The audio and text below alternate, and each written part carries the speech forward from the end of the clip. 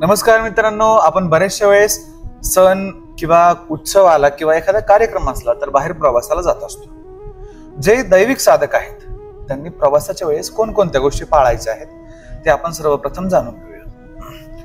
मित्रांनो, जेव्हा आपण प्रवास करत असतो, जेव्हा आपण शौचालयाला जात असतो, तेव्हा निर्माल्य पाळणं खूप गरजेचं आहे.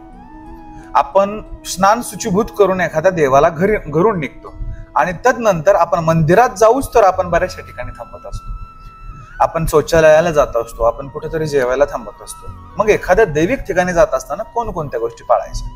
अहिल्यानगर, काळमाता, तुळजाभवानी देवस्थान, पोखर्डीवरनं देवस्थानाच्या ठिकाणी देवदर्शनाला जाताना किंवा भगवतीची खेट घालत असताना आपल्याला आपल्या घरचंच अन्न न्यायचं आहे आणि त्याच सोबत शौचालयाला गेल्यावरती पूर्ण हायजीन मेंटेन करायचं आहे, पूर्णतः स्वच्छ व्हायचं आहे आणि मगच आपल्या वाहनामध्ये बसायचं आहे.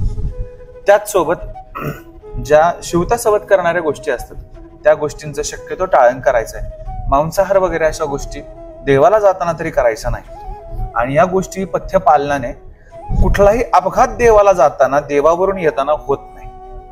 त्याच सोबत ज्या रूम मध्ये आपण थांबणार आहात त्या रूम मध्ये थांबल्यानंतर देवदर्शनाला गेल्यावरती पूर्ण ब्रह्मचर्याचं पालन करायचं आहे.